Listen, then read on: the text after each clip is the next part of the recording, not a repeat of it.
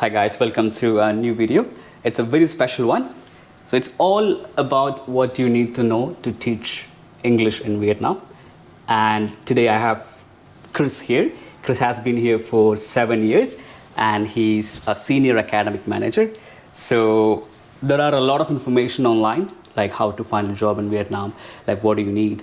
But this video, you will get all the information you need to find a job in Vietnam and to develop the career in Vietnam.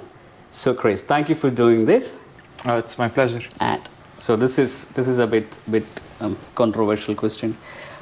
Is it true that well, it is true that native teachers can get a job easier than non-natives, but however, you know, things are changing a lot, and still I don't think it's that easy for non-natives to find a job in Vietnam. So what advice would you give someone who is not from an English-speaking country and they want to be a teacher in Vietnam? Then obviously go all out. So get that CELTA. You know, I would rather take a non-native with the CELTA than a native without. Okay. Any day of the week. Any day of the week. All right. Yeah. So just get a good teaching certificate. Come to Vietnam. You can apply to any language center at this point. Yeah. And develop yourself. All the big, good language centers have very strong professional development programs for the teachers. Yeah. Okay. You come in as a new teacher, a year, 2 years. If you want to leave, you leave as a very experienced teacher, and then you can look at better jobs. Yeah. Okay. Yeah. With that experience, you should be able to land other gigs, and that's when, if you want to start teaching business English to you've got different visits to different companies every day. You know, you do 2-3 hours of English teaching to the staff. Yeah. Yeah. That pays a lot. Right. And it's a nice gig. Well, let me ask this question for everybody, all the English teachers.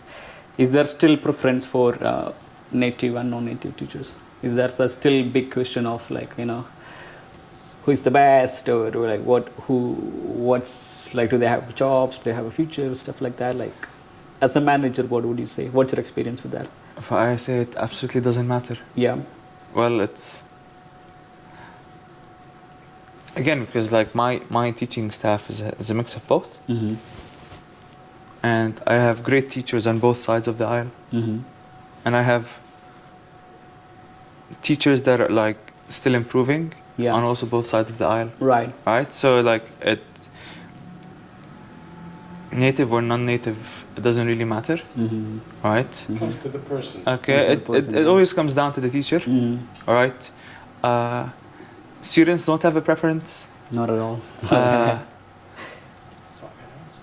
Most parents don't. Okay.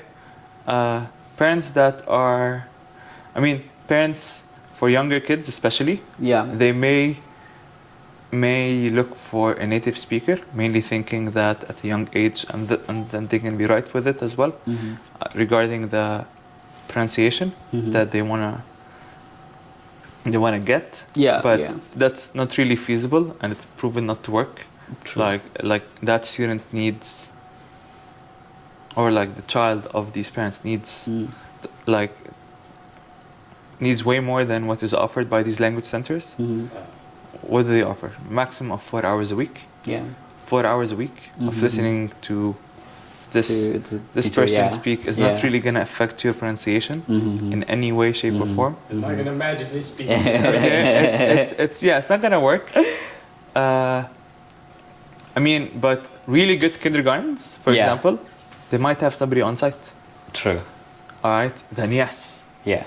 Then that does help. True, you know. True. Yeah, but for language centers, no. It's fine, yeah. No. Yeah, it's changing a lot actually. Yeah, I've seen even international schools hire non-native teachers. Yeah, international schools do hire non-natives. Again, and as long as they have the paperwork. The paperwork and the quality, which is... All right, in terms of, again, if they have a degree in education, native or non-native, you can apply and get a job at these international schools. Kids don't discriminate. Kids don't discriminate at all. No. Okay.